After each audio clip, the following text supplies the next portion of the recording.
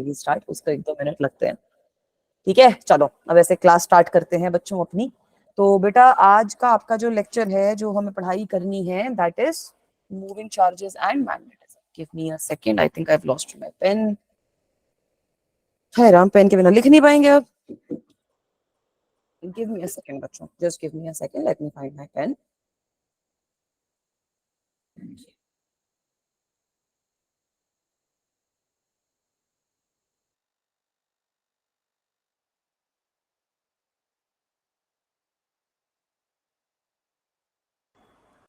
Yes, I found it. It was behind my laptop. I don't know how it reached there, but ठीक है, it was there, so I found it now. Right. तो आज आपका lecture 15 है बेटा, moving charges and magnetism का। अब इस चैप्टर में थोड़े से ही टॉपिक्स बचे हैं, मेजरली जितने टॉपिक्स थे वो हो गए हैं। तो थोड़े थोड़े जितने भी टॉपिक्स बचे हैं, जितने क्वेश्चन बचे हैं ना, वो सारे कंपाइल करके मैं ऐसे एक एक क्लास में करवाती रहूंगी। तो आई थिंक और 2-3 क्लास में, मतलब 2-3 भी क्या, और 1-2 क्लासेस में ट्राई करेंगे कि इस हफ्ते में ये वाला जो चैप्टर है अपना वाइंड अप कर लें। तो आज की क्लास में हमारा क्या एम है कि हमें मूविंग कॉइल गैल्वेनोमीटर के बारे में पढ़ना है। मूविंग कॉइल गैल्वेनोमीटर हमें एक बार समझ में आ जाएगा तो हम थोड़ा सा ये भी पढ़ेंगे कि एमीटर क्या होता है, वोल्टमीटर क्या होता है, और उसके बाद गैल्वेनोमीटर से आप एमीटर में कैसे कन्वर्ट कर सकते हो और गैल्वेनोमीटर से वोल्टमीटर में कैसे कन्वर्ट कर सकते हो। मैम टॉर्क तो पढ़ा ही नहीं है। कुछ नहीं, तो टॉर्क का कॉन्सेप्ट भी इसी में पढ़ा दूंगी मैम। बस आज लास्ट लेक्चर है इसका। नहीं, इसके बाद यार मैम आज आपका क्लास नहीं हटता? क्या बेटा? आज क्लास नहीं हटता? क्लास नहीं? मैम वो क्लास में ज्वाइन होके कह रहे क्लास नहीं है। अरे क्लास है तो सही, ये तो रही नहीं, क्लास तो है आपका उसी मतलब वाले में। स्टक नहीं हुआ मैम? हाँ, स्टक नहीं हुआ, अच्छा अटका नहीं। हाँ सही है, सही है, चलो अच्छी बात है। अभी तो बहुत स्टार्टिंग हुई है ना क्लास की, थोड़ा इंतजार करते हैं, पहले से ही ऐसी चीजें नहीं बोलते। मैम आज तो नहीं हुआ। चलो अच्छी बात है बेटा। अब आ जाओ अपना थोड़ा सा रहेगी। मूविंग कॉइल गैल्वेनोमीटर का कॉन्सेप्ट शुरू करते हैं। टॉर्क का कॉन्सेप्ट भी ना इसी में समझ में आ जाएगा, कोई ऐसे बहुत लंबी चौड़ी चीज है नहीं उसके अंदर भी। टॉर्क का कॉन्सेप्ट वैसे कल खुशी मैम ने थोड़ा बहुत तुम्हारा स्टार्ट तो करवा दिया था, बट ठीक है, कोई दिक्कत की बात। थोड़ा सा ही स्टार्ट किया था, वो मतलब वाला बताया था कि टॉर्क लगेगी कैसे। अच्छा ठीक है बेटा, तो वो वाला जो कॉन्सेप्ट होगा ना, वो थोड़ा सा कॉइल गैल्वेनोमीटर में करवा दूंगी, फिर एक बार फिर से नेक्स्ट क्लास में इसका रिकैप कर लेंगे। सही है? अच्छा, अब गैल्वेनोमीटर का थोड़ा सा ना प्रिंसिपल पहले तुम लोगों को मैं समझाती हूँ। थोड़ा सा इसका प्रिंसिपल क्या है वो थोड़ा समझने की कोशिश करते हैं। इसका प्रिंसिपल एक तरीके से यही है कि अगर कोई करंट कैरिंग कॉइल है, हमने ये पिछली 1-2 क्लासेस में पढ़ रखा है कि करंट कैरिंग कॉइल एक बार मैग्नेट की तरह बिहेव करती है। ऐसा कुछ पढ़ा था हम लोगों ने? Yes ma'am. Yes, ma'am. That current carrying coil behaves as a bar magnet. Behaves as a bar magnet. तो what we studied was कि सपोज हमारे पास ऐसे एक करंट कैरिंग कॉइल है। सपोज हमारे पास ऐसे एक करंट कैरिंग कॉइल है जिसमें करंट कुछ इस डायरेक्शन में फ्लो कर रहा है। तो इसकी आप फील्ड लाइंस कैसे बनाओगे बेटा? क्या देखा था हमने, जैसे यहाँ पर हमारा करंट बाहर की साइड पे आएगा तो लूप कुछ ऊपर से नीचे की तरफ जा रही होगी। हाँ, ऊपर से नीचे तक की तरफ जा रही होगी, तो कुछ इस तरीके से तुम्हारा लूप बनेगा ना। यहाँ पर ये तुम्हारा करंट जो है वो आएगा हमारा बाहर की तरफ, करंट जो है वो हमारा इस तरीके से बाहर की तरफ आएगा, तो इस डायरेक्शन में हमारी कुछ फील्ड लाइंस बनेंगी। वैसे अगर मैं यहाँ पर अपनी फील्ड लाइंस बनाऊंगी तो यहाँ पर कैसी फील्ड लाइंस बन जाएंगी? अब यहाँ पर जा रहा है अंदर की तरफ, तो ये भी बनेंगी नीचे की साइड, नीचे की साइड पे बनेंगी। तो एक तरीके से ये कुछ इस तरीके से हमारा पूरा का पूरा कॉन्सेप्ट फील्ड लाइंस का बन गया। सही बात है ना बेटा? So this is entirely similar to a bar magnet. Yes ma'am. Entirely similar to a bar magnet. North से साउथ में जाती है लाइंस, तो इसको मैं नॉर्थ मार्क कर देती हूँ, इसको मैं साउथ मार्क कर देती हूँ। सही बात है ना बेटा? ये है ना, ऐसा ही तो काम कर रहा है ना कि ये नॉर्थ मार्क कर दिया, ये साउथ मार्क कर दिया। इस तरीके से मेरा ये जो करंट कैरिंग कॉइल है वो हमारी कुछ इस तरीके से बिहेव कर रही है। अब बेटा सपोज, अब ये सपोज करो कि सपोज हमारे पास ऑलरेडी एक एग्जिस्टिंग मेरे पास 2 मैग्नेट्स है, एग्जिस्टिंग मेरे पास कुछ 2 मैग्नेट है, और उनके बीच में मैं ये जो कॉइल है जिसके अंदर करंट पास हो रहा है, मल्टीपल ऐसे टर्न्स हैं उस कॉइल के अंदर, एक टर्न नहीं है, मल्टीपल ऐसे टर्न्स है, मल्टीपल ऐसे टर्न्स है मेरी ये जो कॉइल है इसके अंदर। ठीक है, ये मल्टीपल टर्न्स वाली कोई कॉइल है जिसके अंदर से कुछ ना कुछ करंट मेरा पास हो रहा है। वो वाली कॉइल मैंने ये बार मैग्नेट के बीच में रख दी। तो यार मैंने तुम्हें अभी जस्ट बताया, आप लोगों को कि ये जो कॉइल है ये भी मेरी एक मैग्नेट की तरह काम करेगी। ये जो कॉइल है ये भी मेरी एक मैग्नेट की तरह काम करेगी। सपोज यार कुछ भी ले लो, ये सपोज ये नॉर्थ है, ये साउथ है, उल्टी डायरेक्शन में करंट फ्लो कर रहा है ना, ऐसे ऐसे कुछ करंट जा रहा है, कुछ इस तरीके से काम करेगी। तो अब करंट कैरिंग कॉइल एक मैग्नेट की तरह काम कर रही है, इसको मैंने दो मैग्नेट्स के बीच में प्लेस कर दिया है, इसमें कुछ अट्रैक्शन रिपल्शन नहीं होगी? यस मैम होगी। हाँ, तो ये थोड़ी सी Yes, टर्न हो ma'am. जाएगी, ये थोड़ी सी टर्न हो जाएगी। तो बेटा इसी थोड़े से प्रिंसिपल पे आपका गैल्वेनोमीटर बना हुआ है कि करंट कैरिंग कॉइल जो होती है ना तुम्हारी मैग्नेट की तरह बिहेव करती है, और अब इसमें थोड़ी सी टर्निंग वगैरह होगी। तो सपोज मैंने इसी पे एक नीडल लगा दी, तो जितना करंट होएगा, यहाँ पे ऐसे कुछ मार्क कर दिए मैंने, यहाँ पर मैंने कुछ ऐसे ऐसे मार्क कर दिए, सपोज ये मेरा 0 है, ये कुछ 5 है, ये कुछ 10 है, ये कुछ 5 है, ये कुछ 10 है। तो कुछ इस तरीके से मैंने यहाँ पर मार्कर्स अपने सेट कर दिए, जैसे जैसे मेरी कॉइल टर्न होगी वैसे वैसे ये मार्कर्स को पहुंचता रहेगा, उस हिसाब का सिचुएशन हो जाएगा। तो बन गया गैल्वेनोमीटर। गैल्वेनोमीटर यही तो करता है। Yes ma'am. कॉन्सेप्ट थोड़ा सा समझ में आया कि हाँ मैम गैल्वेनोमीटर के केस में हो क्या रहा है?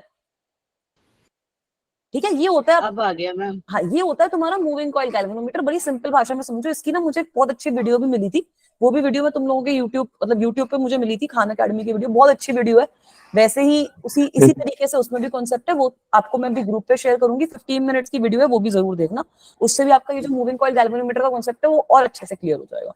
ये तो असलियत जैसा दिख रहा है अब। हाँ, ये इसलिए जैसा दिख रहा है, बट इसमें भी दिक्कत है। इसमें दिक्कत ये है कि अब यहाँ पर क्या होएगा कि ये तो आपकी डिफ्लेक्ट हो गई, बट इसको कुछ रोकने वाला नहीं है ना। हम चाहते हैं कि जब करंट हमारा पास ना कर रहा हो तो ये वापसी भी 0 पे आ जाए। वैसा तो कुछ सिचुएशन इस केस में हो ही नहीं रहा है ना। हम स्प्रिंग लगा देंगे। स्प्रिंग लगा देंगे। कुछ स्प्रिंग वगैरह लगाना पड़ेगा, कुछ लगाना पड़ेगा यहाँ पर। तो बेटा इस सिचुएशन में क्या करते हैं, स्प्रिंग लगा देते हैं। इस सिचुएशन में इसको कुछ टॉर्शनल पेंडुलम की तरह कंस्ट्रक्ट कर दिया जाता है। ठीक है, इस सिचुएशन में, ऐसी सिचुएशन में इसको कुछ टॉर्शनल पेंडुलम की तरह कंस्ट्रक्ट कर दिया जाता है। तुम्हारे पास एक ये होता है, ये तुम्हारा कुछ नॉर्थ पोल होता है, ये हमारे पास साउथ पोल होता है। इसके बीच में तुम्हें पता है कि तुम्हारा मतलब कुछ ना कुछ मैग्नेटिक फील्ड तो ऑब्वियसली होगा ही मैम, नॉर्थ से साउथ में। इसके बीच में हमने जो हमारी एक कॉइल रख रखी होती है, इसके बीच में हम लोगों ने ऐसे एक जो हमारी राउंड जो होती है वो कॉइल रख रखी होती है, और ऊपर हमने एक वायर लगा दी होती है। ऊपर हम लोगों ने एक वायर लगा दी होती है। तो ये हमारी एक तरीके से टॉर्शनल पेंडुलम के बारे में पढ़ा हुआ है। Yes ma'am. तो ये हमारा टॉर्शनल पेंडुलम का केस बन जाता है। ये हमारी एक टॉर्शनल वायर होती है। जो रोटेशन मैंने वाली नहीं जो पढ़ा। कुछ नहीं होता बच्चा, मैं बता दूंगी, वो भी एक्सप्लेन कर दूंगी। जो हमारा रोटेशन वाला चीज होता है ना, वो वाला केस इस सिचुएशन में होता है। ठीक है, तो अगर तुम्हें वर्किंग प्रिंसिपल समझना है कि क्या कंस्ट्रक्शन है, क्या सारी चीजें, तो थोड़ी सी स्टेटमेंट भी लिखवा देती हूँ कि ऐसी सिचुएशन में होता क्या है, एग्जैक्ट इसकी कंस्ट्रक्शन है क्या। That there is a conducting wire जिसके थ्रू हमारा करंट कंडक्ट होता है। Conducting wire is wound on a core, cylindrical core पे उसको वूंड करते हैं। A core cylinder connected with a torsional wire, तो ये टॉर्शनल वायर का यही काम है कि जितना करंट फ्लो करेगा उतना मेरा ट्विस्टिंग होएगा। तो वो जो ट्विस्टिंग है वो जज कर लेगा कि हाँ मेरा कहाँ पे जो वो लगा हुआ है ना, जो वो डिफ्लेक्शन मेजर करने वाला लगा हुआ है, करंट बढ़ाते हो तो बढ़ता है ना वो वाला मीटर, तो कितना वो मीटर बढ़ा है उसको कैसे मैंने कैलिब्रेट कर रखा है, वो मेरा टॉर्शनल वायर से हो जाएगा। मैम आपने सिलेंड्रिकल पूरा लिख रखा है। नहीं, कोर्स यस मैम। अभी आ गई। अब आ गई। Yes ma'am. ठीक है, is connected with a torsional wire. और दूसरा टॉर्शनल वायर का काम क्या होता है, स्प्रिंग वायर कुछ भी समझ लो इसका। इसका ये काम क्या होएगा कि भाई अगर आपका करंट जाना बंद हो गया है तो ये कॉइल को वापसी अपनी इनिशियल पोजीशन में ले आएगी ना, फिर आपका फिर से चलने के लिए काम में आ जाएगा गैल्वेनोमीटर। सही बात है ना। अब इसके अलावा आपका ये जो कोर होता है जिसपे आपने अपनी वायर को वूंड कर रखा है, that is kept in a uniform magnetic field. Core is kept in a uniform magnetic field. Core is kept in a uniform magnetic field. अब क्या होएगा, when current flows through the winding, through the coil, through the wire, when current flows through the winding, ma'am screen इस पर। ठीक है बेटा। Current flow कर रहा है, हाँ। मतलब करंट फ्लो लिख रखा है। हाँ, करंट फ्लो के आगे भी लिखा है मैंने। मैम वो दिख नहीं रहा था मैम, फ्लो नहीं दिख रहा था। आगे वैसे कर रही हूँ रिफ्रेश। मैम अब दिख गया फ्लो। हाँ, when मैम आ current गई। flows through the wire, when current flows through the winding, magnetic field या फिर मैग्नेटिक मोमेंट बोल सकते हैं, मैग्नेटिक मोमेंट के बारे में भी पढ़ा है हम लोगों ने। मैग्नेटिक मोमेंट इन इट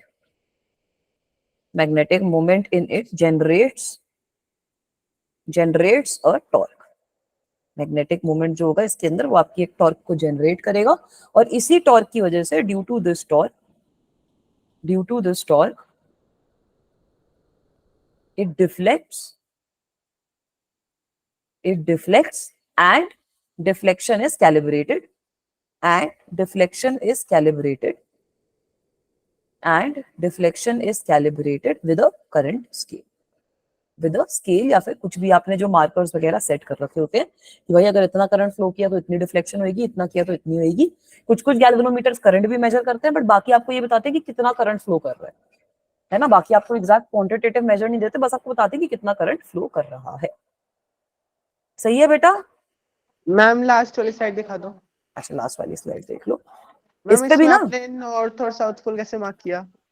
यार ये नॉर्थ और साउथ पोल मेरे को लग रहा है जितना मैंने गलत मार्क कर सकते हैं। यहाँ पे होगा क्या कि तुम्हारा एक तरीके से करंट कुछ इस डायरेक्शन में फ्लो करेगा ना, ये ऐसे ऐसे ऐसे ऐसे घूम फिर के फ्लो करेगा ना करंट इस केस में।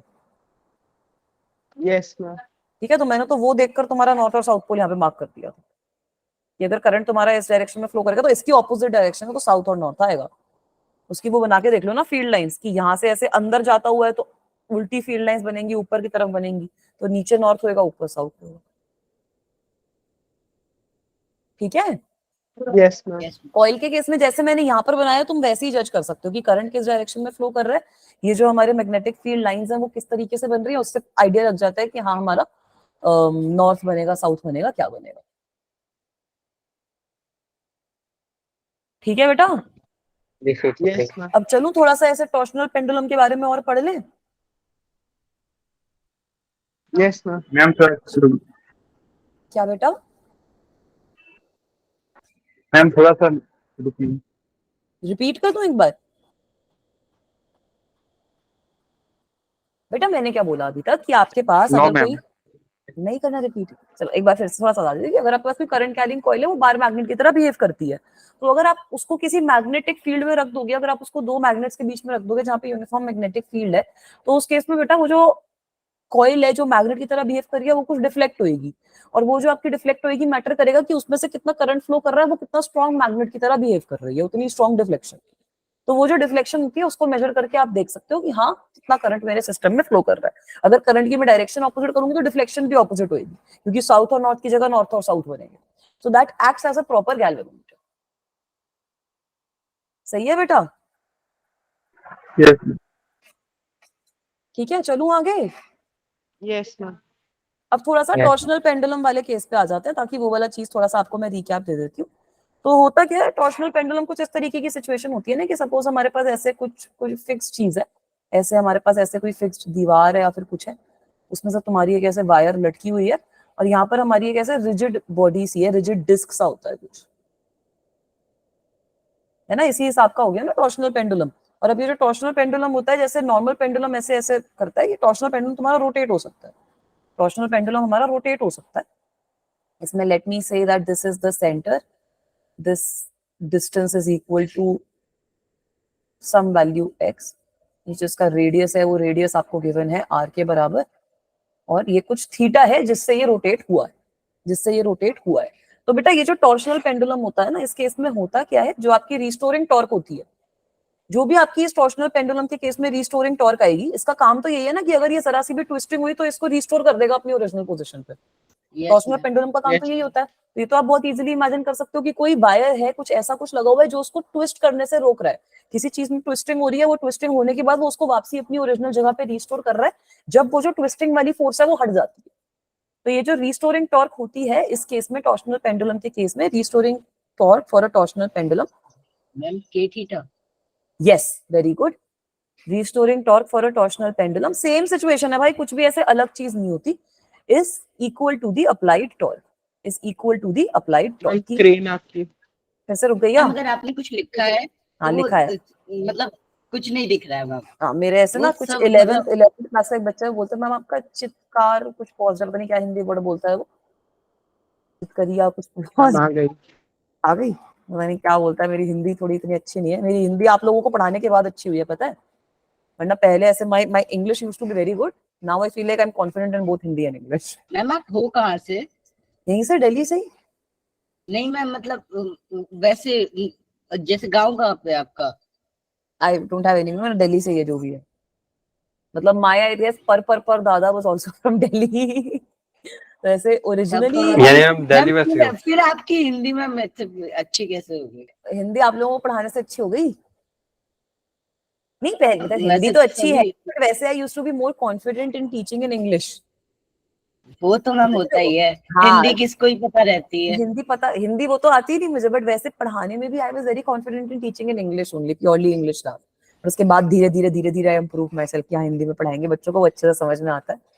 मैम मुझे अपने गांव की भाषा नहीं आती, मैथिली नहीं आती, मैं वहाँ हिंदी बोलता हूँ।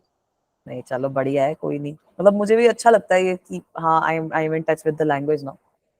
ठीक है, अब बेटा यहाँ पर हो क्या रहा है कि ये जो आपकी टॉर्क है जो अप्लाई हो रही है, that is being applied by magnetic moment. वो हम देखेंगे कि मैग्नेटिक मोमेंट की वजह से क्या टॉर्क आती है, बट क्योंकि कुछ मैग्नेटिक मोमेंट है मेरी कॉइल का, क्योंकि कुछ उसको हमने मैग्नेटिक फील्ड के अंदर प्लेस कर रखा है, that is why magnetic moment की वजह से जो वो मैग्नेट बन रहा है उसकी स्ट्रेंथ की वजह से यहाँ पर मेरी टॉर्क अप्लाई हो रही है। तो अब आप लोगों को पता है, जो बच्चे ने मेरे को के थीटा बोला बिल्कुल सही बोला, कि अगर हम एंगल ऑफ ट्विस्ट की बात करें, at angle of twist theta, suppose ये थीटा एंगल से ट्विस्ट हो गया मेरा जो भी टॉर्शनल पेंडल था, at angle of twist theta जो मेरी रीस्टोरिंग टॉर्क आएगी, रीस्टोरिंग टॉर्क कितनी आएगी, थीटा के ऑपोजिट डायरेक्शन में आएगी, इसलिए नेगेटिव डाल रही हूँ, माइनस ऑफ सी थीटा, जहां पे ये जो सी होता है आपका, this is your torsional constant, ये आपका एक कांस्टेंट वैल्यू है, टॉर्शनल कांस्टेंट होता है आप लोगों का, और ये जो थीटा होता है हमारा, this is my angle of twist, this is my angle of twist. Is this okay? Yes, ma'am. ठीक है, आगे चलूं, इतना चीज क्लियर है तो? Yes, ma'am. मैं बहुत बेसिक तरीके से समझा रही हूँ ताकि मैम पूरा थोड़ा ये, सा मुझे रुक जाऊं क्या? लिखने हम एक दीजिए सेकंड तो नोट कर easy लेंगे। हाँ नोट डाउन कर लो, फिर आगे चलती हूँ। मैम जरा वो पेन वाला वो जो हिस्सा है वो हटा दीजिए। Yes, ma'am. वो आ रहा है उसको तो। बॉक्स हटा दो व्हाइट वाला। अच्छा तो फिर एक सेकंड रुको, मैंने हटा दिया है वो ऑलरेडी, वो स्क्रीन स्टक है फिर। मैम फिर तो स्क्रीन स्टक है। हाँ क्योंकि अगर वो आ रहा है वो मैं एक सेकंड में हटा ही देती हूँ, वो मैं मैम कलर हो चेंज गया। करने के लिए यूज करती हूँ। ठीक है, ये है तुम्हारा टॉर्शनल पेंडुलम, लिख देती हूँ। ये ना मुझे अपने स्कूल टाइम में मूविंग कॉइल गैल्वेनोमीटर समझ नहीं आया था, तो दैट इज आप लोगों को समझाने के लिए भी ना मैंने ढेर सारी वीडियोस वगैरह देखी, ताकि आप लोगों को मैं एकदम अच्छे से समझा पाऊँ। मुझे अपने स्कूल टाइम में समझ ही नहीं आया था कि क्या होती है ये चीज। पहली बार सब पढ़ा था तो मुझे कुछ भी समझ नहीं आया। नहीं ठीक है, अभी समझ में आ रहा है ना, वो जरूरी है। मैम पता नहीं क्यों जो पहले समझ में नहीं आता उससे समझ में आया था, फिर भी लगता है ऐसा समझ में नहीं आया। मेरे को तो ये लगता था कि मुझे समझ में आ गया, फिर बाद में मैं भूल जाती थी, मुझे ऐसा लगता था कि समझ में, जैसे क्लास में समझ रहे हो तो समझ में आ गया, फिर बाद में भूल जाते थे। तभी कोई बच्चा मुझे बोलता तो मैं बोलती हूँ कि हाँ ये मेरे साथ भी होता था, बस अपनी प्रैक्टिस करते रहो, रिविजन करते रहो, सही रहेगा सर। मैम अपने नोट्स बना पूरी लो, वो बहुत जरूरी है। मैम पूरी मैकेनिक्स की 11th में फर्स्ट वाली में मुझे लगता था मुझे कुछ नहीं आता, पेपर में गया तो मुझे लगता है मुझे सब कुछ आता है। यही होता है मैकेनिक्स तो। मुझे ना अब जैसे मैं पढ़ा भी रही हूँ तो मुझे लगता है कि अगर किसी बच्चे को मैकेनिक्स समझ में आ गई ना, तो मतलब उसका एक बहुत ही बड़ा जो टास्क है वो कंप्लीट हो गया एक तरीके से। चलो रोटेशन को छोड़ो, रोटेशन बच्चों को दिक्कत होती है फालतू में, उसमें भी दिक्कत वाला कोई खेल है नहीं। रोटेशन को छोड़ो, उसके अलावा भी सारे चैप्टर्स अगर समझ में आ गए तो भी बहुत अच्छा है आप सबके लिए। सब लोग उसमें रोटेशन रोटेशन रोटेशन करते रहते हैं, बाकी चैप्टर समझो पहले, रोटेशन अपने आप समझ में आएगा। मैम हो गया। हो गया, चलो। तो अब बेटा हमें ये तो समझ में आ गया कि टॉर्शनल पेंडुलम के केस में रीस्टोरिंग टॉर्क कितनी है। अब हमें इसको इक्वेट किससे करना है कि जो मैग्नेटिक मोमेंट है उसकी वजह से कितनी हमारी टॉर्क लग रही है। तो उसके लिए हमें मैग्नेटिक मोमेंट लिखना पड़ेगा कि कितना होगा। तो सपोज हमारी जो वाइंडिंग है, जो हमारी वो जो कॉइल है जो हमने वाइंड कर रखी है, let the winding have, if the winding has n turns, suppose उसके अंदर n तो तुम्हारे टर्न्स हैं, एंड हर टर्न का एरिया a के बराबर ही होगा क्योंकि तुमने उसको ऐसे एक सिलेंडर पे वूंड कर रखा है, yes ma'am. And area a। तो अगर आपको मैग्नेटिक मोमेंट निकालना है तो मैग्नेटिक मोमेंट कैपिटल M से रिप्रेजेंट कर रही हूँ, for current I will be, कितना हो जाएगा magnetic moment? I/A। I into a हो जाएगा किसी एक रोटेशन के लिए, वहां पे आपके पास Yes, n टर्न्स हैं, तो n से भी तो मल्टीप्लाई हो जाएगा ना, सारे सेम डायरेक्शन में ही तो आएंगे, yes मैम। तो एन आई ए हो जाएगा ना इस केस में। बेटा ये पढ़ा था ना हमने मैग्नेटिक मोमेंट का कि मल्टीपल तुम ऐड भी तो कर सकते हो अगर सेम डायरेक्शन में है तो यहाँ पर अगर तुम्हारे पास सारी की सारी कॉइल्स के अंदर डायरेक्शन ऑफ करंट तो सेम ही रहेगा, सबकी वजह से मैग्नेटिक मोमेंट तुम्हारा एक ही डायरेक्शन में आएगा। मैम ये बैकलॉग है। ये बैकलॉग है, अरे पढ़ा था ना हमने कि जैसे सपोज हमारे पास इस तरीके मैम से पिछले वाला लेक्चर बैकलॉग था। अच्छा, इस तरीके से सपोज हमारा कॉइल में करंट फ्लो कर रहा है, तो इसकी वजह से हम लोगों ने राइट हैंड यूज करके निकाला था ना, नीचे की डायरेक्शन में तुम्हारा मैग्नेटिक मोमेंट आएगा। उसको चेंज कर देती हूँ, ऊपर की डायरेक्शन में पास जगह है। आपने डायग्राम बनाया है? हाँ, मैम फिर नहीं दिख रहा। एक सेकंड। वो किस बच्चे ने बोला था कि मैम आज आपकी स्क्रीन स्टक नहीं हुई? मैम आ गया। मैम उसके बाद ऐसे आशीष, उसके बाद ऐसे टचवुड भी कर दिया करो, इससे सही रहेगा। हाँ, मैं क्या बोल रही हूँ, इस तरीके से करंट फ्लो करेगा तो ऊपर की डायरेक्शन में आएगा तुम्हारा एरिया वेक्टर भी और मैग्नेटिक मोमेंट भी। तो अगर ऐसे ही मेरे पास बहुत सारी कॉइल्स है ना, सबकी वजह से मैग्नेटिक मोमेंट ऐड हो जाएगा ना, और मैग्नेटिक मोमेंट हमारा आई ए के बराबर होता है ना, तो इस तरीके से कुछ मैग्नेटिक मोमेंट आ गया, नहीं आया? बताओ। Yes ma'am. क्लियर है? चलूं आगे? Yes yes ma'am. मैम, चलिए आगे। चलो, बहुत बढ़िया। हाँ बेटा,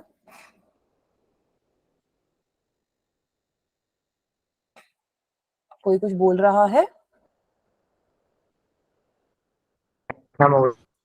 ठीक नो है, मैम। अच्छा चलो। अब सपोज फिर से एक बार थोड़ा सा अपना डायग्राम ड्रॉ करते हैं, थोड़ा सा और, मतलब थोड़ा एनालाइज करना पड़ेगा इसको अच्छे से, थोड़ा सा लंबा।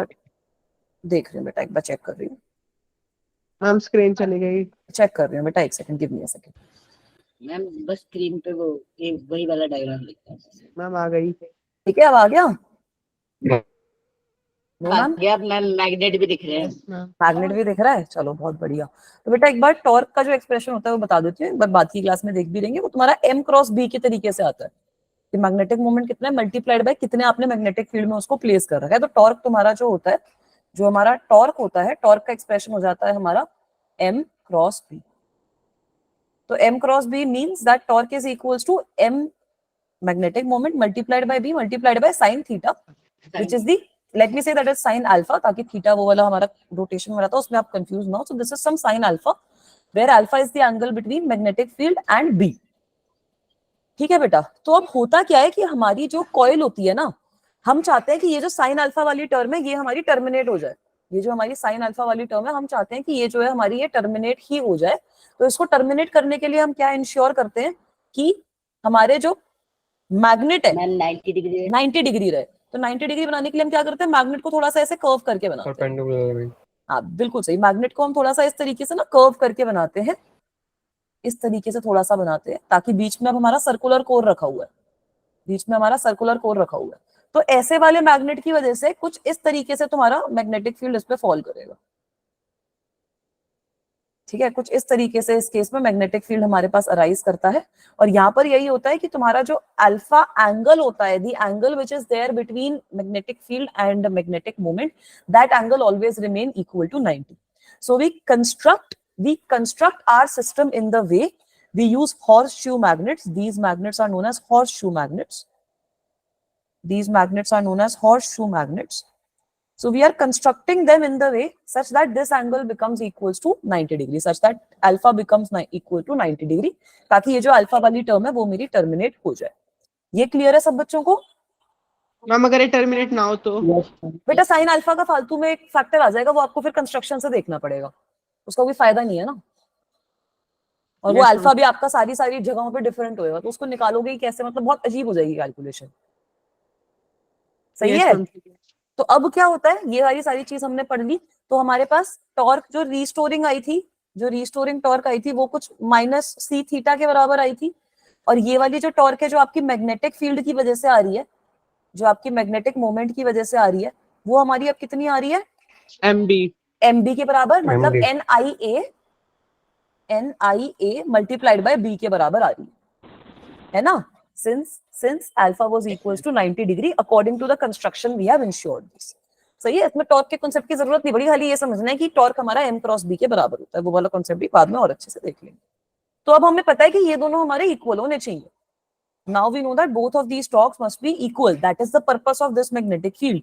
तो यहाँ से आपके पास बड़ा ही इंटरेस्टिंग एक रिजल्ट आएगा, C theta will come out to be equal to, if I am just comparing the magnitudes, N I A B. तो यहाँ से आपके पास जो आई है, आई की वैल्यू कितनी आ जाएगी? सी अपॉन माइनस नहीं हटा रही है, खाली एक बार मैं वो देख रही हूँ कि हमारी वैल्यू कितनी आ रही है, एक बार वो कंपेयर। मैम माइनस किधर गया? खाली वैल्यू कंपेयर कर रही हूँ, एक बार रिलेशनशिप दिखा रही हूँ। ठीक है, आई am just showing you guys the relationship. अगर डायरेक्शन वाली चीज हटा देते हैं, दोनों उल्टी डायरेक्शन में लगेंगी तो माइनस वहां पे भी चल जाएगा। ठीक है, ये खाली नेगेटिव जो है वो खाली डायरेक्शन की वजह से नेगेटिव है। आपको वैल्यू अगर कंपेयर करनी है तो आप वैल्यू ले सकते हो। तो यहाँ से आपके पास एक बड़ा ही इंपॉर्टेंट रिजल्ट आ गया that I is equals to some constant multiplied by theta. तो यहाँ से आप लोग देख सकते हो दैट बहुत इजी हो गया ना हमारे लिए अब कैलिब्रेशन परफॉर्म करनी बेटा, है ना। मैम जितना करंट फ्लो इसी से करेगा, लिखा रहता है ना। हाँ, जितना करंट फ्लो करेगा that is directly proportional to the deflection which happens in the galvanometer. सही है? Yes, ma'am. Is this okay? Ma'am, screen stuck है. स्क्रीन स्टक है, अच्छा एक सेकंड। Ma'am आ गई. आ गई बेटा? ठीक है, तो current comes out to be directly proportional to deflection and it is very easy to calibrate such galvanometers. That is why वो 90 डिग्री वाली केस हम कर देते हैं और बहुत अच्छे से हमारा गैल्वेनोमीटर रेडी हो जाता है। क्लियर है बच्चों ये वाली चीज? Ma'am एक सेकंड वेट कर हाँ, नोट डाउन कर लो। मैम इसकी रिश्ता है। रिफ्लेक्शन पूरा नहीं आया अभी तक। तो आज डिफ्लेक्शन ही लिखा है बस, मैंने और कुछ लिखा नहीं है। वो डिफ्लेक्शन पूरा नहीं आया, सिर्फ उसका डी दिख रहा है। अच्छा ठीक है, यस मैम, अब आ थीटा गया। दिख रही है। No, ma'am. नहीं मैम, नो नो मैम। यार यार देखो, अगली बार अगर मेरी स्क्रीन स्टक ना हो ना तो बोलना मत। पूरी की पूरी जब क्लास खत्म हो जाए तब बोलना कि मैम आज स्टक नहीं हुई। Okay, ma'am. ठीक है, वो मैम होगा पूरा एक वो साथ मैम उसने शुभता वो लगा दी हमारे थी लिए पहले ही। अचीवमेंट होएगी। तो जैसे ही मैम, वो पूजा हाँ, करवाओ, स्टक होती पूजा रहती पूजा है बार। करवाऊं इसका। हाँ, सही बोल रहे हो एकदम। Ma'am हो ठीक गया. है, चलूं आगे। Yes, ma'am. ठीक है, अब एक छोटा सा ये नोट की तरह लिख लो इस चीज को। आप लोग ही मुझे बताओ, आप लोग ही मुझे बताओ कि which instrument is more sensitive? Which instrument, which galvanometer, which instrument is more sensitive? Screen stuck है. अबे मैम यार, अब मैम तुम सेंसिटिव नहीं दिख रहा है मैम। मैम एक सेकंड बच्चों, पंडित मैम बद्रीनाथ एयरटेल वाले से बोलो ना। मैं इंटरनेट वाले को बोलूंगी अब कि भाई क्या आ कर रहा गई. है। आ गई? Which instrument is more sensitive? ऐसा कोई गैल्वेनोमीटर जिसमें जितना ज्यादा करंट हो, मोर करंट, लेस डिविएशन इन नीडल। आप लोग मुझे बताना, ऐसा कोई इंस्ट्रूमेंट जिसमें करंट जितना फ्लो करे कम डिविएशन हो, या फिर लेस करंट, कम करंट अगर फ्लो कर रहा है तब ज्यादा डिविएशन हो रही है। Which instrument do you think is more sensitive? Ma'am less Ma'am, current D for वाला. deviation. वेरी गुड, बिल्कुल सही। This instrument is more sensitive. ऊपर वाला जो है वो रेंज ज्यादा कवर कर लेगा। हो सकता है कि वो ज्यादा, मतलब अगर बहुत बड़ी रेंज ऑफ करंट की है वो उसको कवर कर सकता है, बट नीचे वाला आपका ज्यादा सेंसिटिव हुआ। तो इसका मतलब क्या है कि ऐसे जो इंस्ट्रूमेंट्स होते हैं जो कम करंट पास करवाने पे भी घूम रहा है, वो आपका ज्यादा सेंसिटिव इंस्ट्रूमेंट माना जाएगा। ठीक है, ज्यादा करंट घुमा रहा है तो ठीक है, वो तो घुमा ही देगा, बट अगर छोटा सा करंट भी वो डिटेक्ट कर पा रहा है, इसका मतलब यही हुआ that it is able to detect, it is able to detect, it is able to detect small currents as well। वही तो होती है ना सेंसिटिविटी किसी भी ऑब्जेक्ट की, small currents as well.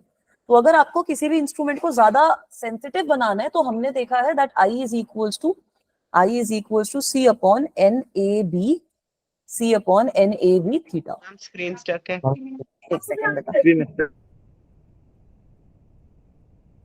Ma'am ma'am आज कुछ पंडित बताइए. बद्री प्रसाद को बुलाओ, हाँ पंडित बद्री प्रसाद हर हर बोले। वो हवन करेंगे। चांदी तो है. अभी आया? Yes.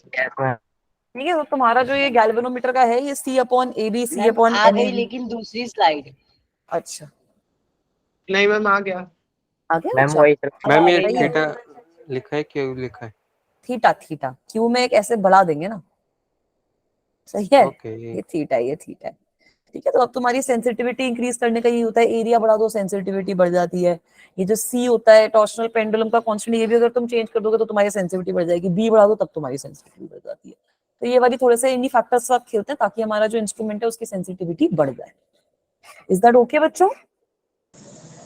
Ma'am एक second. ठीक है, कोई नहीं, एक बार कर लो इसको। तुम कंपेयर भी ऐसे कर सकते हो कि सपोज मेरे पास दो है, I1 is equals to I2 है, मतलब दो करंट फ्लो करवा रही हूँ मैं किसी भी चीज में, और एक मैं ऐसा ऑब्जर्व कर रही हूँ दैट मतलब k1 θ1 is equal to k2 θ2, ऐसा सिचुएशन आ रहा है। और मैं ये ऑब्जर्व कर रही हूँ कि θ1 में बहुत ज्यादा डिफ्लेक्शन हुई, θ2 में कम डिफ्लेक्शन हुई। तो हमें पता है कि 1 वाला जो है वो ज्यादा सेंसिटिव होएगा ना, 1 इज मोर सेंसिटिव, राइट? क्योंकि उसमें सेम करंट के लिए ज्यादा डिफ्लेक्शन हुई, तो 1 वाला इज मोर सेंसिटिव, वो ज्यादा कम करंट भी डिटेक्ट कर लेगा। तो इसका ये मतलब है कि ऐसे सिचुएशन में k1 is less than k2। तो अगर आप ये जो कांस्टेंट की वैल्यू है उसको डिक्रीज करते हो, तब आपका जो इंस्ट्रूमेंट होता है वो और ज्यादा सेंसिटिव बन जाता है। इसीलिए एरिया बढ़ा देते हैं, बड़े बड़े मैग्नेट्स को यूज करते हैं ताकि ये वाला सारा फिनोमेना अच्छे से हो पाए। सही है बच्चों, कर लिया ये भी नोट डाउन? चलूं आगे? मैम 1 सेकंड बस हो गया। कर लो नोट डाउन कर लो, फिर आगे चलेंगे। लिख दिया। मैम हो गया। ठीक है, चलो हम आगे चलते हैं। अब कुछ इस तरीके का देखो, अभी थोड़ा सा लंबा क्वेश्चन है, पर इसको अंडरस्टैंड करेंगे, कोशिश करो कि कैसे सॉल्व होएगा।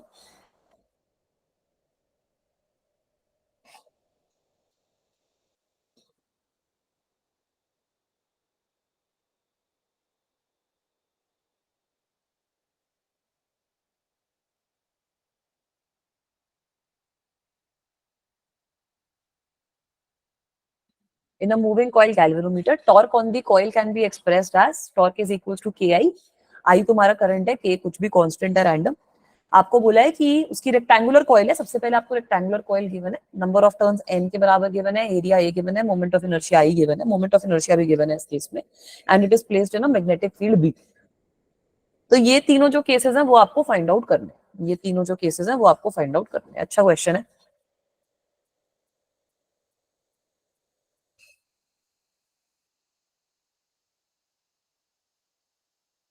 मैम इसमें मोमेंट ऑफ इनर्शिया क्या रोल करेगा? अभी देखेंगे, वो सबसे एंड में रोल करेगा तुम्हारा, अभी कुछ नहीं करेगा, सबसे लास्ट वाले में करेगा रोल, पहले दो में उसका कोई रोल नहीं है। जैसे जेई में होता है ना कि कभी कभी एक्स्ट्रा इन्फॉर्मेशन भी दे देते हैं, पता है ना बच्चों को, यस मैम बताया। कंफ्यूज हो जाते हैं और क्वेश्चन सॉल्व नहीं करते। ठीक है, चलो थोड़ा सा स्टार्ट करते हैं इसको। इसमें ए का एन भी है। यस वेरी गुड, बिल्कुल सही बोला। ए का एन भी क्यों है? क्योंकि आपको जो टॉर्क है वो गिवन है के आई के बराबर। हमें पता है कि मैग्नेटिक फील्ड की वजह से जो टॉर्क आती है वो आती है तुम्हारी एम बी साइन अल्फा। तो यहाँ पे साइन अल्फा तुम्हारा वही 90 डिग्री की वजह से कट जाएगा, तो टॉर्क हो जाएगी तुम्हारी एम बी के बराबर। एम बी मतलब एन, मैग्नेटिक मोमेंट कितना हो जाएगा, N I A B. So now if you compare these two, you will get Ki is equals to NIAB. I और I कट जाएगा तुम्हारे पास। So basically आपके पास जो K है, जो टॉर्शनल कांस्टेंट है, उसकी वैल्यू कितनी आ गई, NAB के बराबर। मतलब टॉर्शनल कांस्टेंट नहीं है, ये आपको जो कांस्टेंट गिवन है वो है। Is this okay? Yes ma'am. Clear है ये वाली चीज? चलूं आगे।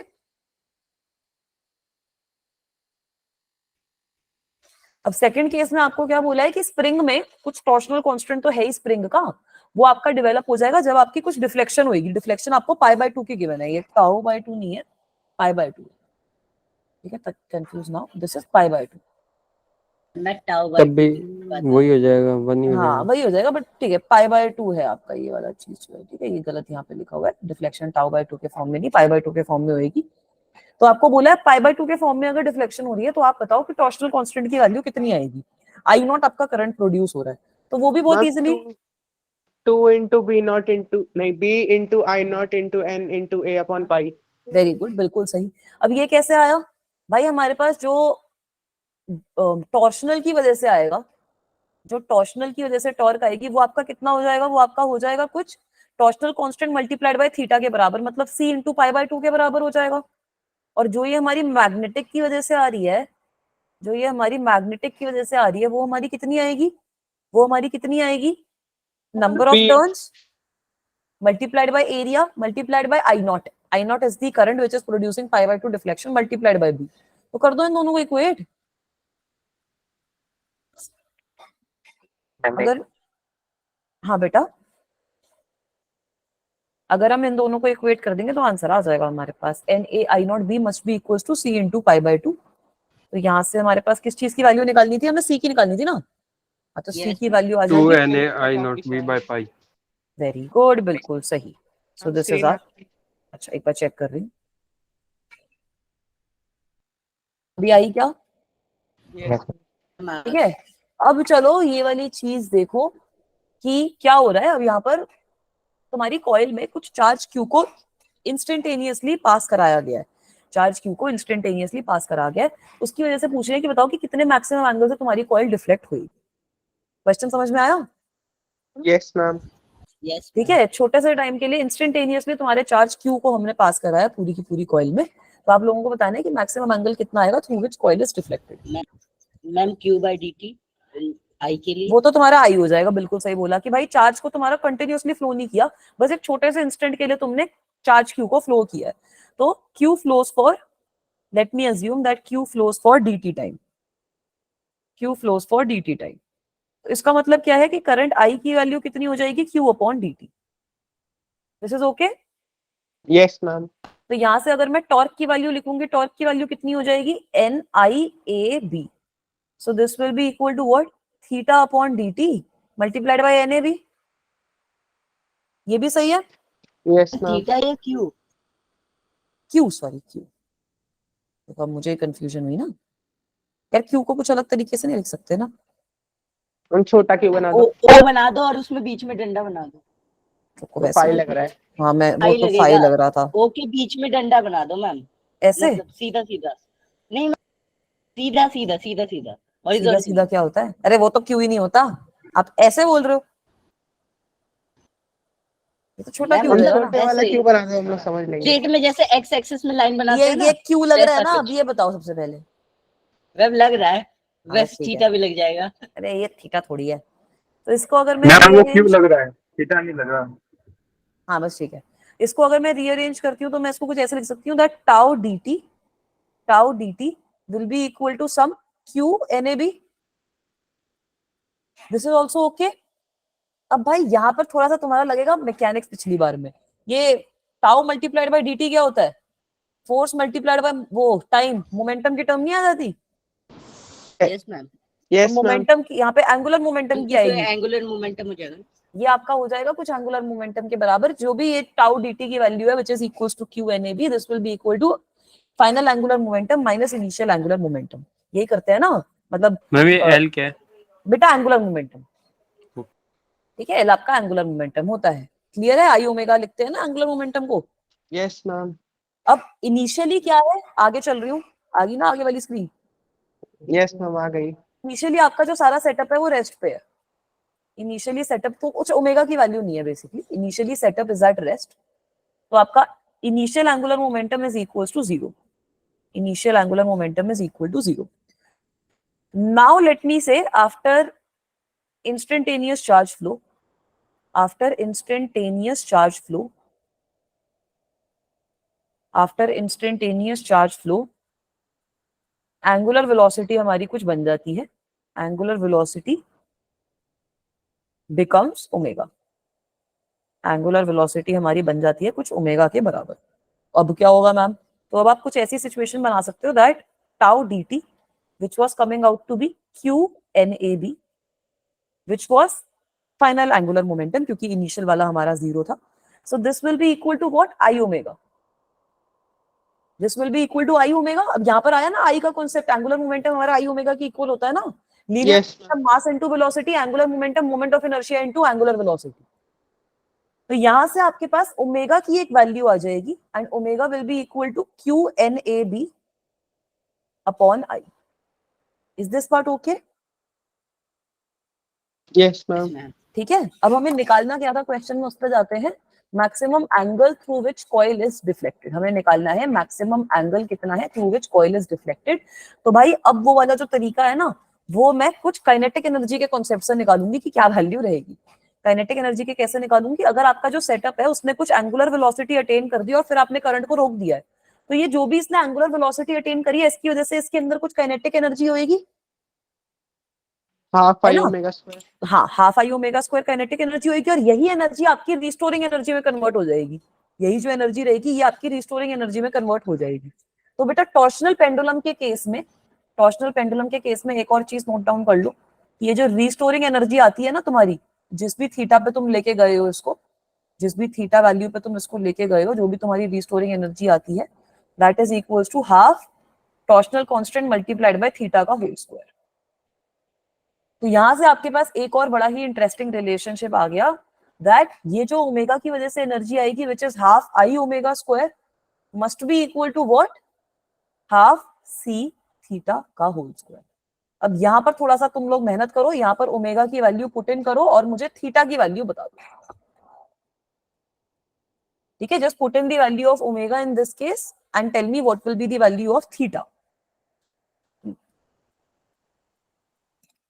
थीटा बताना ना, डिफ्लेक्शन बतानी है इस केस में हम। मैम QNAB का whole square upon IC under root पूरा का। ये थीटा का स्क्वायर है ना, हाँ। तो जो मेरी थीटा की वैल्यू आई थी that was equals to NABQ divided by under root of IC। यही आया है, यस मैम यही है। ये हमारा फाइनल आंसर है। मैम ये हाफ सी थीटा स्क्वायर कौन सी एनर्जी है? बेटा ये टॉर्शनल पेंडुलम की एनर्जी होती है। जैसे अब अगर आप किसी चीज में रोटेशन कुछ प्रोवाइड कर रहे हो तो वो रोटेशन की वजह से वापसी आएगा ना, तो यही वो एनर्जी होती है जो टॉर्शनल पेंडुलम में राइज करती है, जिसकी वजह से वो वापसी Okay. आता है। ठीक है, जितना ज्यादा थीटा होगा उतनी ज्यादा रिस्टोरिंग एनर्जी उसके अंदर आती है। सही है बेटा, इसका भी एक Yes. काम करूंगी, तुम्हें मेरे को PDF मिलता है टॉर्शनल पेंडुलम का या फिर उसका भी कुछ अच्छा सा सेटअप मिलता है तो वो भी तुम लोगों को एक बार सेंड करती हूँ ग्रुप पे। तो ये जो क्वेश्चन था ये एक अच्छा क्वेश्चन था आई विल से। तो इसी रीजन से ना तुम्हारा जो सेटअप होता है ना उसको भी बड़ा हल्का रखते हैं, मतलब इसी तरीके से क्रिएट करते हैं ये पूरा टॉर्शनल मूविंग कॉइल गैल्वेनोमीटर की सेटअप हमारा बहुत ज्यादा हल्का हो ताकि हमारे लॉसेस वगैरह सब कुछ मिनिमम हो। वरना तुम्हारा ये होगा कि उसमें कुछ इनर्शिया वगैरह आ जाएगा तो वो मूव ही नहीं करेगा। अगर इनर्शिया का कॉन्सेप्ट आ गया तो थीटा होगा ही नहीं ना, अगर इनर्शिया उसका बहुत ज्यादा हाई होगा तो वो मूव ही नहीं करेगा। तो इसलिए हमारे पे एक और रिस्ट्रिक्शन आ गई कि सेटअप भी हमें लाइट रखना होता है ताकि वो मूव कर पाए छोटे छोटे करंट पे भी, वरना छोटे छोटे करंट की वजह से वो मूव ही नहीं करेगा।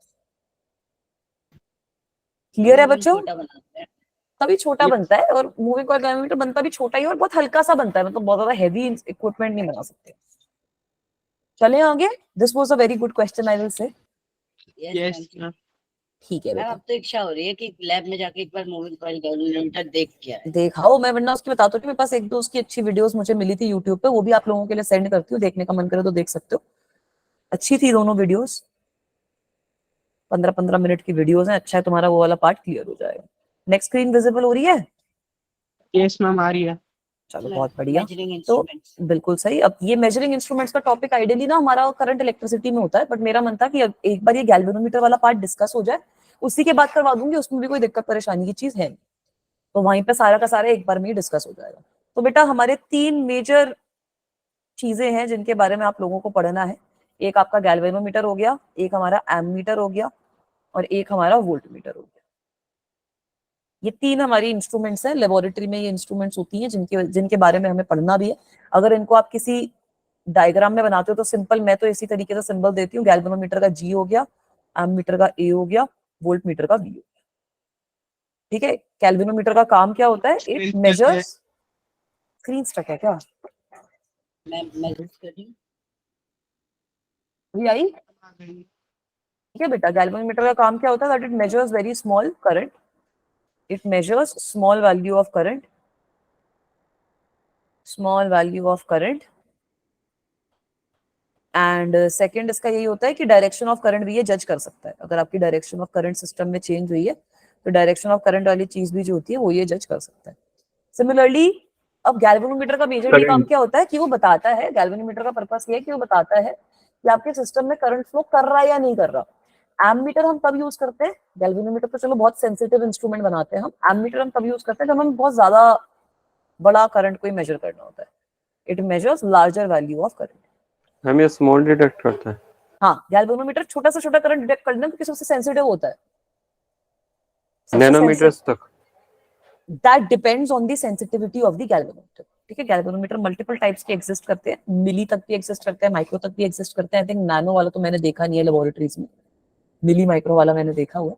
ठीक, तो वो छोटी सी वैल्यू करंट की मेजर करते हैं। मेजरली उनको इसलिए भी यूज किया जाता है कि पता चल जाएगा कि करंट सर्किट में फ्लो कर रहा है या नहीं कर रहा है। जैसे मीटर ब्रिज वगैरह में यूज करते हैं ना गैल्वेनोमीटर, कि हाँ उस पर्टिकुलर जो वो हमने बनाया है जॉकी के साथ, जो वो पर्टिकुलर व्हीटस्टोन ब्रिज को बैलेंस करने के बाद वायर बच रही है उसमें से करंट फ्लो कर रहा है या नहीं कर रहा, तो वो ये मेजर कर लेता है बहुत सेंसिटिविटी।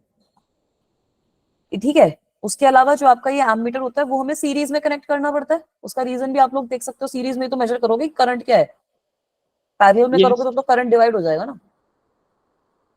वोल्ट मीटर का काम क्या होता है, वो तुम्हारा सिंपल सी बात है, it measures potential difference, it measures potential difference.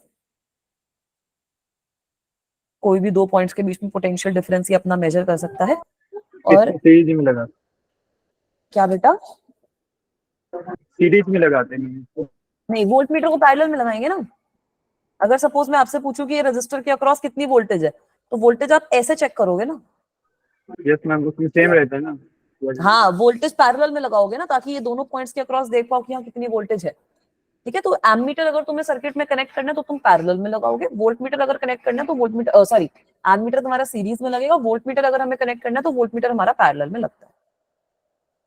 सही है बेटा। मैम गैल्वेनोमीटर जनरली कौन से उसमें लगता है? गैल्वेनोमीटर तो कहीं पे, गैल्वेनोमीटर तो हमारा सर्किट की कनेक्शन पे डिपेंड करेगा। जैसे हमने वो जॉकी वाली चीज बनाई थी तो वो भी तुम्हारा लगेगा तो सीरीज में ही ना, ताकि करंट वाली चीज को मेजर कर पाओ। Yes, ठीक है, वो भी ठीक है। तुम्हारा सीरीज में ही लगेगा, वैसी कोई बात नहीं है। ठीक है, तो गैल्वेनोमीटर एक इसी तरीके से है कि एक तो वो तुम्हें डायरेक्शन का सेंस दे देगा और ऊपर से करंट भी, छोटा छोटा करंट जो होता है वो मेजर कर सकता है। एमीटर का काम ही होता है कि वो लार्जर वैल्यूज ऑफ करंट को मेजर करेगा। वोल्ट मीटर का होता है कि वो पोटेंशियल डिफरेंस को मेजर करेगा, यहाँ दो पॉइंट के बीच में पोटेंशियल डिफरेंस कितना होता है। इनका कुछ नहीं होता, जैसे आप लेबोरेटरी में देखते हो तो इनपे ऐसे वो लाल और हरा लगा हुआ होता है, एमीटर में भी लगा हुआ होता है, उसमें भी लगा होता है गैल्वेनोमीटर में। तो अपने आप कनेक्ट कर दो, जो भी आपका पूरा का पूरा इंस्ट्रूमेंट है उसमें आप इसको कनेक्ट कर सकते हो और आपका काम डन। क्लियर है बच्चों? यस जी। मैम, क्लियर है।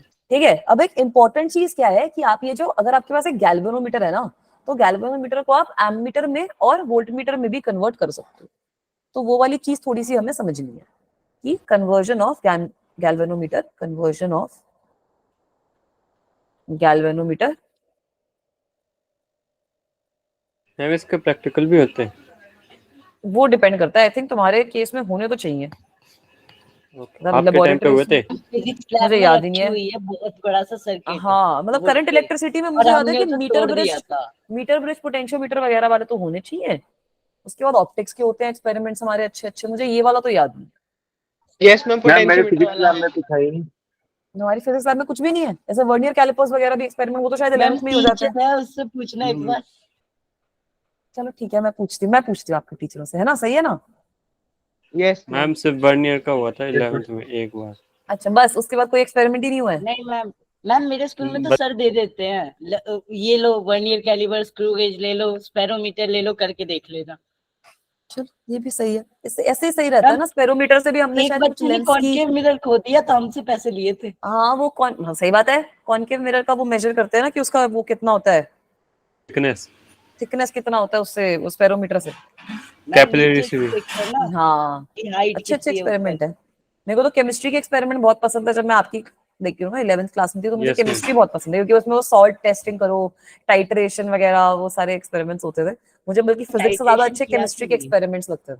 मैम गंदी गंदी गैसेस निकलती हैं। हाँ, गंदी गंदी गैसेस निकलती हैं, कलरफुल कलरफुल चीजें बन जाती हैं। कभी हमारी केमिस्ट्री लैब में कोई टेस्ट ट्यूब टूट रही होती थी, कभी कुछ हो रहा होता था, वो ऐसे लैब कोट पहन के करते थे एक्सपेरिमेंट, तो वो मुझे फन लगता था। और प्रूफ ना मैम हो पाए तो एक्सेप्शन बता दो। हाँ, क्या? मैम डॉक्टर वाली फीलिंग आती है।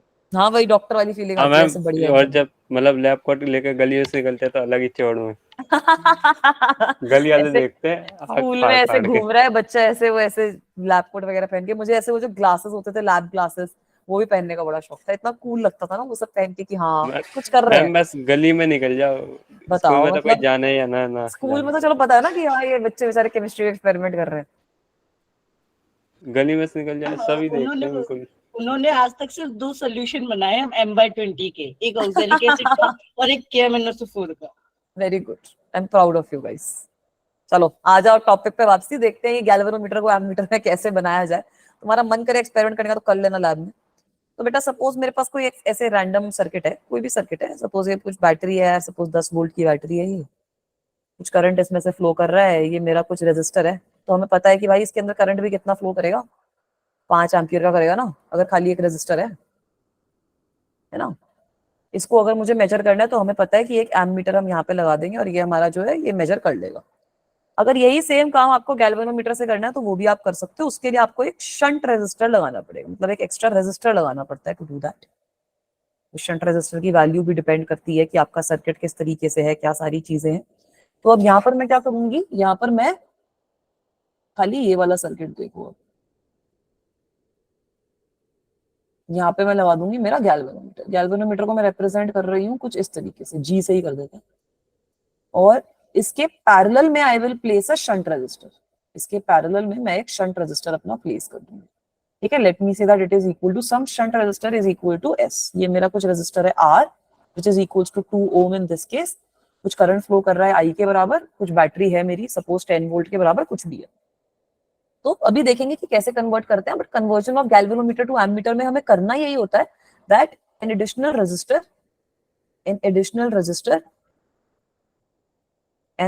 Resistor is connected. Connection का भी यही पॉइंट है ताकि गैल्वेनोमीटर डैमेज ना हो। An additional resistor is connected in the circuit to convert this into an ammeter. तो इसको कहते हैं, इसको जो ये जो आपका एडिशनल रेजिस्टर होता है इसको कहा जाता है शंट रेजिस्टर। तो उससे ये जो आपका पूरा का पूरा सिस्टम है, now it will start working as an ammeter and we will see how that is happening as well. इतना नोट डाउन कर लिया बच्चों? मैम एक सेकंड लास्ट लाइन करनी है। हाँ कर लो एक बार नोट डाउन बेटा, इसको लिख भी लो कि आपका जो एस होता है this is your shunt resistor, SHUNT, it is known as the shunt resistor.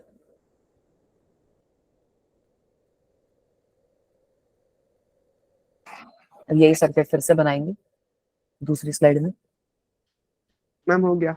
हो गया, चलो बहुत बढ़िया। हवा में तो हाँ कॉपी बना लो। कर लो ना, सपोज बनाने मेरा की ये क्या जो जरूरत है? हाँ सपोज मेरा जो ये एमीटर है वो भी कुछ RA के बराबर है। कॉपी होएगा नहीं ना अभी, तो नाम नहीं पड़ेगा 20 स्लाइड।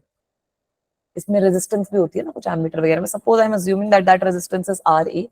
तो ये भी चीज पता होनी चाहिए आप लोगों को कि एमीटर रेजिस्टर जो होता है ना, अच्छे एमीटर की रेजिस्टेंस बहुत कम होनी चाहिए।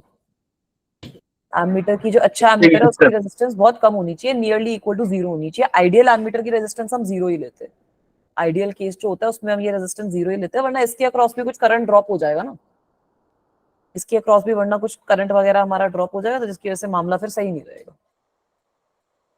सही बात है ना बेटा? Yes ma'am. मैं आगे यस मैम। तो अब ये वाला सर्किट एक बार फिर से ड्रॉ कर देते हैं। सपोज हमारा थोड़ा बड़ा बनाते हैं इसको ताकि करंट वगैरह ड्रॉ कर पाए।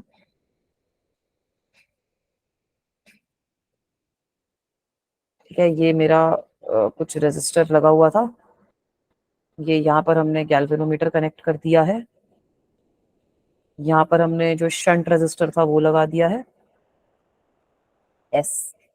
इसके आगे हमारी कुछ बैटरी लगी हुई है, इसके आगे हमारी कोई फायदा नहीं हुआ इतना बड़ा बनाने का, जो पार्ट पे फोकस करना था वो छोटा ही रह गया।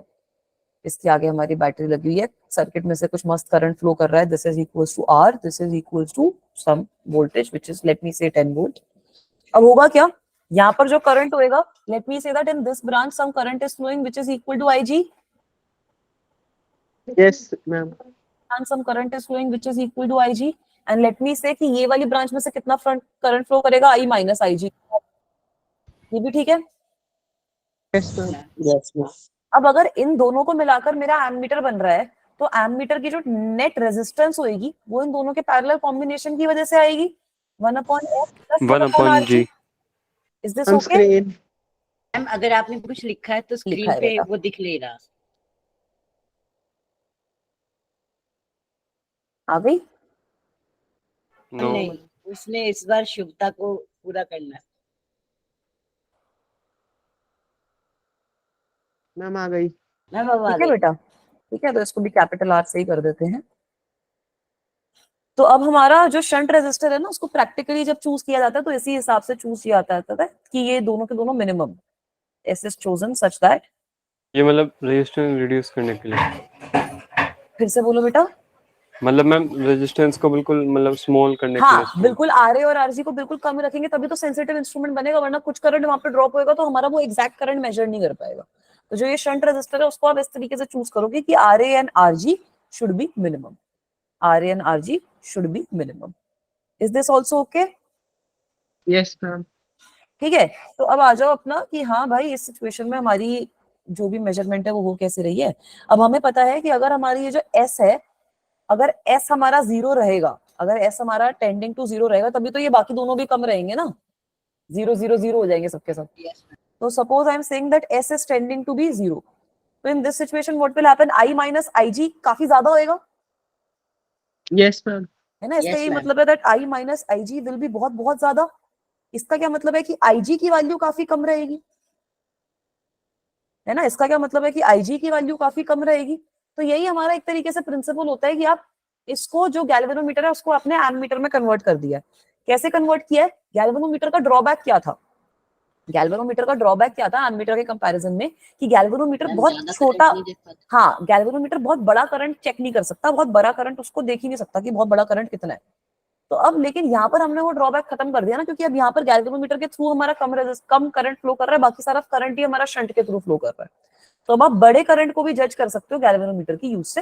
That means that the galvanometer has now be converted into an ammeter. Is that okay बच्चों? Yes ma'am. ठीक है, कितना करंट है उसकी वैल्यू भी अपन लोग जज कर सकते हैं। आगे चलूं? Ma'am just a second. हाँ कर लो नोट डाउन, फिर आगे चलूंगी।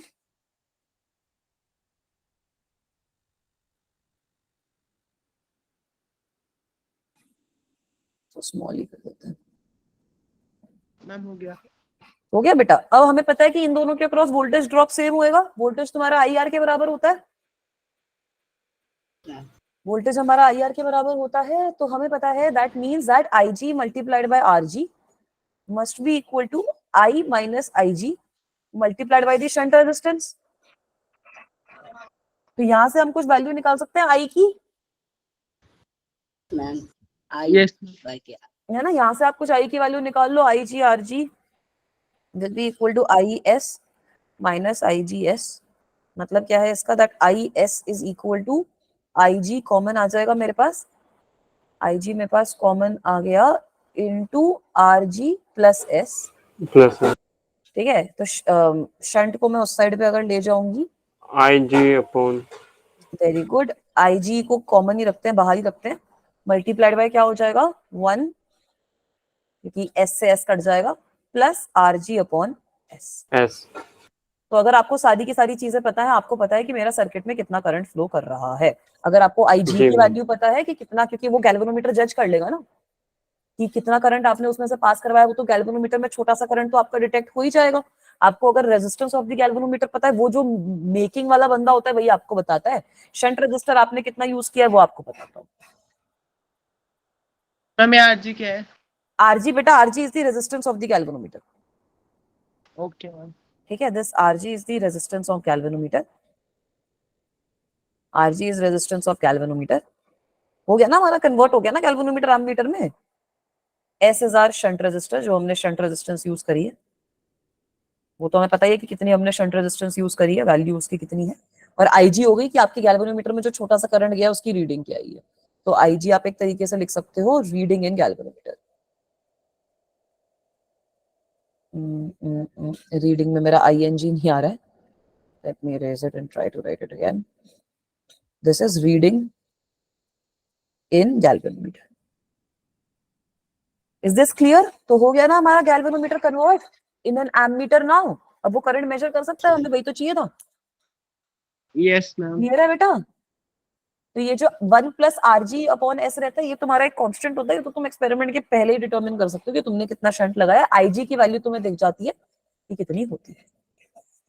करें इसके एक दो सवाल सॉल्व? मैम बस एक सेकंड। Ma'am, कर लीजिए। मैम आपकी राइटिंग कितनी बढ़िया है सच में।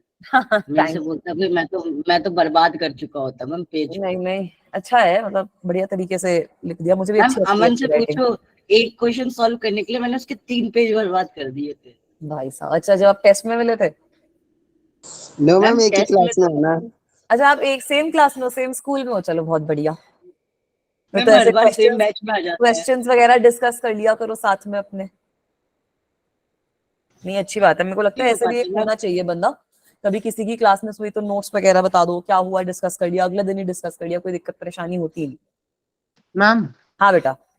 मैम ये इस फॉर्मूले से एमोमीटर में कैसे कन्वर्ट हो गया? फिर ये आईजी तो जीरो की तरफ टेंड करेगा ना। छोटा होगा ना। गैल्वेनोमीटर का क्या दिक्कत है? गैल्वेनोमीटर और एमीटर में डिफरेंस क्या है ये बताओ। गैल्वेनोमीटर छोटा करंट मेजर करता है। गैल्वेनोमीटर छोटा करंट मेजर करता है, करंट तो मेजर करता ही है, वो छोटा करंट मेजर करता है। एमीटर बहुत बड़ा करंट मेजर करता है। तो जो भी हमने कंस्ट्रक्शन करी उससे हमने इस तरीके से शंट वगैरह ले लिया कि हमारा गैल्वेनोमीटर में से बहुत छोटा सा करंट फ्लो कर रहा है, तो वो जो छोटा सा करंट है वो तो गैल्वेनोमीटर मेजर करके आपको दे देगा ना बेटा, है ना। इसी हिसाब से आपने अपना शंट रेजिस्टर चूज किया कि गैल्वेनोमीटर से छोटा करंट ही फ्लो करे ताकि गैल्वेनोमीटर की रीडिंग आपको पता चल जाए। अब गैल्वेनोमीटर की रीडिंग पता चल गई, रेजिस्टेंस गैल्वेनोमीटर की पता ही है, शंट रेजिस्टेंस कितना लिया है वो आपको पता है, तो वहां से आपके पास करंट की वैल्यू आ जाएगी ना। अग्री कर रहे हो नहीं कर रहे? कर रहा हूँ। ठीक है, Yes, इसी से ma'am, तो एमीटर में कन्वर्ट हो गया मैम ना। हाँ बेटा, इस फॉर्मूले में फिर डाल के गैल्वेनोमीटर हम लोग आई की वैल्यू देख सकते हैं ना। हाँ इसको फॉर्मूले में डालोगे तो आई की वैल्यू मेजर होगी ना, भी तो एमीटर करता है कि आई की वैल्यू मेजर करता है, तो वो आपकी आई की वैल्यू मेजर हो गई। गैल्वेनोमीटर मतलब बड़ा करंट मेजर कर पाएगा फिर? हाँ कर लिया ना मेजर, एमीटर में कन्वर्ट हो गया। मतलब उसकी स्पेसिफिक क्या है, वो छोटे करता है पर नॉर्मल। गैल्वेनोमीटर जो होता है वो बहुत सेंसिटिव इंस्ट्रूमेंट होता है। गैल्वेनोमीटर का आइडियल पर्पस क्या होता है कि हम उसको सर्किट में इसलिए लगाते हैं कि करंट उस सर्किट में है या नहीं वो देखने के लिए, तो करंट मेजर करने के लिए नहीं लगाते, बट वो इतना सेंसिटिव इंस्ट्रूमेंट होता है कि उसको हम लगाते हैं सर्किट में इसलिए कि हम ये देख लें कि सर्किट पे छोटा सा भी करंट आ रहा है नहीं आ रहा। तभी तो उसको हम मीटर ब्रिज और पोटेंशियोमीटर वाले एक्सपेरिमेंट्स में यूज कर रहे थे ना बेटा, कि वो जो वायर है उसमें से करंट फ्लो करे ना करे वो मुझे पता चल जाए, है ना बच्चा। तो यहाँ पर मैंने क्या किया, उसको कन्वर्ट कर दिया कि एमीटर में वो बड़ा करंट भी मेजर कर लेगा। हाँ बेटा, मैम लेकिन फिर उसकी सेंसिटिविटी कम नहीं हो जाएगी अगर वो मतलब बहुत कम डिफ्लेक्शन दिखाएगा ज्यादा करंट के? नहीं वो तो आपने शंट रेजिस्टर इस हिसाब से यूज किया, गैल्वेनोमीटर में आपको दिख रहा है कि हाँ इतना छोटा करंट उसमें फ्लो कर रहा है, गैल्वेनोमीटर की सेंसिटिविटी में इसमें कोई फर्क नहीं पड़ेगा। मैम एक चीज पूछनी है, करंट तो उसमें आईजी फ्लो करेगा, बस आईजी की जो वैल्यू है वो इस फॉर्मूले के हिसाब से आई के बराबर रख दी जाएगी हर बार ना। आईजी की वैल्यू थोड़ी रखोगे आई के बराबर, आईजी मैम मल्टीप्लाइड बाय मतलब दिस जैसे एंटायर। इस फॉर्मूले में आईजी डाल दिया जाएगा हर बार, तो उस हाँ तरह रीडिंग लिखी होगी ना उस पे हाँ, वो एमीटर जो में। गैल्वेनोमीटर की रीडिंग है वो आपकी आईजी के बराबर होगी कि कितना करंट गैल्वेनोमीटर के थ्रू फ्लो किया, छोटा सा करंट, क्योंकि it is nearly tending to zero. वो करंट की वैल्यू आप यहाँ पे लिख दोगे, ये 1 प्लस आरजी अपॉन एस जो है वो तुम्हारा कांस्टेंट रहेगा for a given shunt resistor. ठीक है, तो ये वाली वैल्यू प्लग इन करोगे, आपके पास जितना करंट सर्किट में फ्लो कर रहा है उसकी वैल्यू आ जाएगी। सही है। यस चलो मैम। एक सेकेंड, कहाँ गए क्वेश्चन, इसके क्वेश्चन थे। हाँ, ये वाला क्वेश्चन देखो एक बार सॉल्व करने की कोशिश करो। भाई साहब इसके पहले कितनी सारी ब्लैंक स्लेट्स डाली थी मैंने, मेरे को लगा था कि बच्चों को समझाने में टाइम लगेगा, पर ठीक है। Try to solve this question. Ma'am question नहीं दिख। अबे यार देखो, मैम शुभता दिख रहा है? Yes ma'am. ठीक है, एक बार सॉल्व करने की कोशिश करो ये वाला क्वेश्चन बच्चों। एक ही क्वेश्चन है बस, लास्ट है, फिर क्लास खत्म करेंगे अपनी। ये क्वेश्चन सॉल्व करो, बहुत सिंपल क्वेश्चन है यार।